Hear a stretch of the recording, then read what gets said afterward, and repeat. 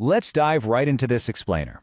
Today, we're exploring a massive, fundamental shift in how we think about money. And it's a shift that, crazily enough, traditional schooling just straight up ignores.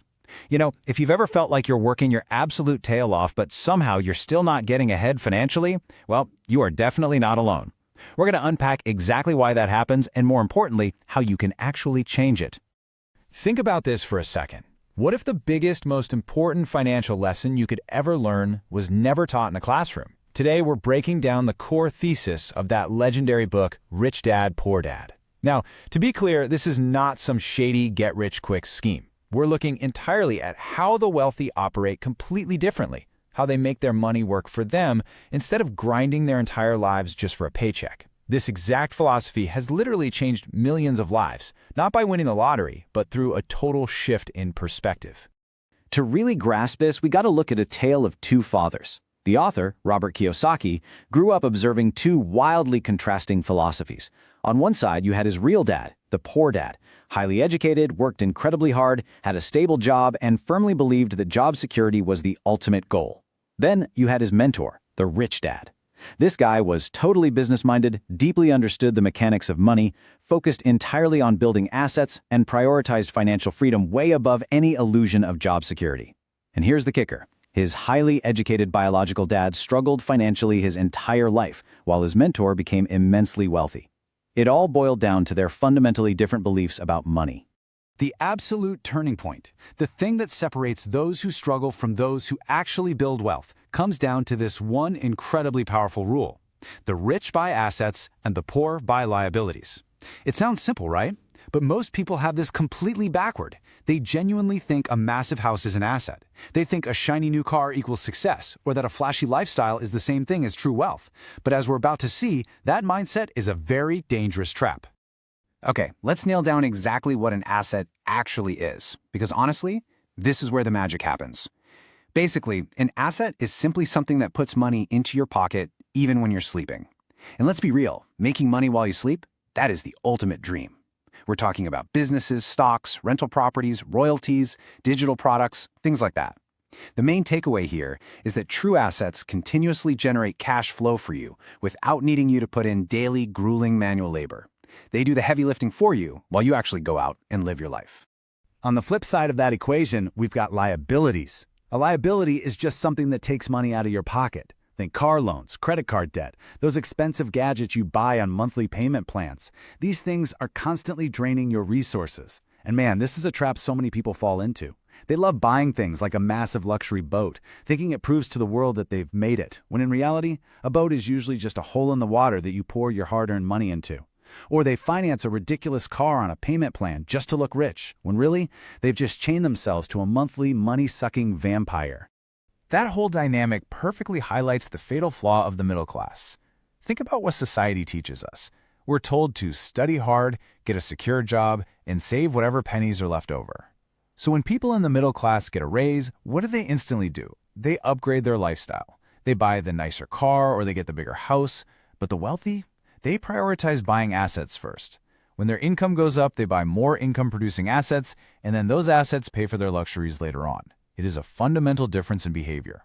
That lifestyle inflation we just talked about, that traps you in what's famously called the rat race.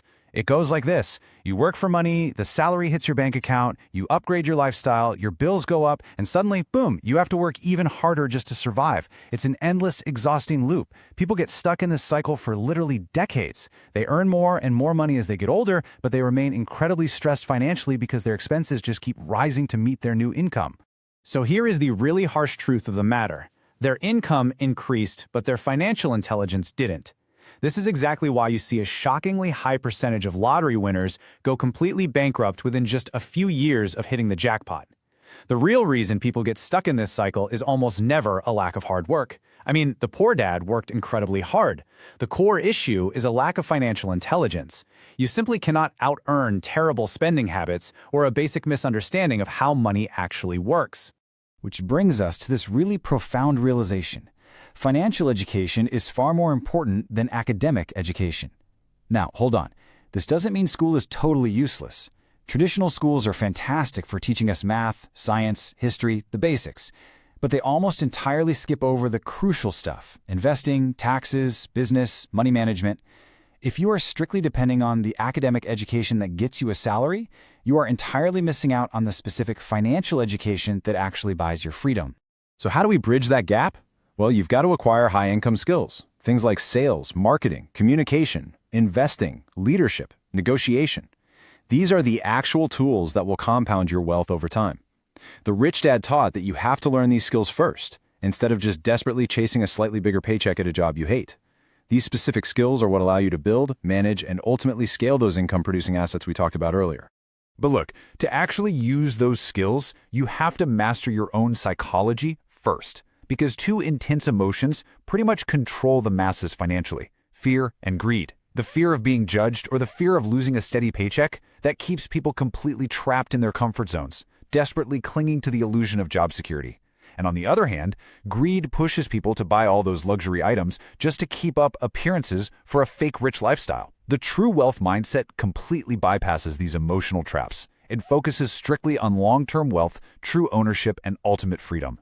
It really all culminates in one ultimate psychological shift. The poor mindset says, "I work for money." It's a direct, exhausting trade of your precious time for dollars. The second you stop working, the money stops flowing. But the rich mindset, it says, "Money works for me." They create systems, they focus heavily on automation, and they build businesses that do the earning for them, day in and day out. Now, let's talk about building modern assets. The whole game has evolved so much since Rich Dad Poor Dad originally came out. Today, an asset isn't just some physical apartment building or a massive manufacturing factory. We are talking about YouTube channels, automated online businesses, software apps, AI tools, courses, digital products.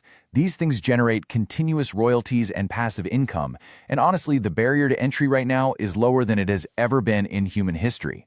And the real beauty of this digital era is that a tiny little side hustle today can actually become a massive asset tomorrow. You can start thinking like an owner right now. You can build automated systems directly from your laptop, just in your spare time. You don't need millions of dollars in startup capital to build a digital asset anymore. You just need the financial intelligence and the actual drive to start building it, instead of just endlessly consuming liabilities. When you start building these systems, you completely redefine what success actually looks like. Because true wealth isn't about having the biggest pile of designer clothes or some wildly expensive watch. It's about pure, absolute freedom. It's having total control over your time. It's having the power to choose the work you actually want to do, having the total flexibility to just spend a random Tuesday afternoon with your family, and living without the crushing, suffocating weight of financial stress. That is true financial success. So, to wrap up this explainer, I want you to remember these core tenets. Think like an owner. Build assets. Actively increase your financial intelligence. Escape that rat race. And for the love of everything, stop trading your time for money. Now look, it's not going to happen overnight, okay? This is a process. But if you consistently choose to build systems rather than just working for a basic salary, your future is going to look completely, vastly different from the average person's. So, as you step out of that traditional academic mindset and step into the shoes of an owner, I want to leave you with one vital question to really kickstart your journey. What is the very first asset you are going to build? Think about it, plan for it, and start today. Thanks so much for joining me on this explainer.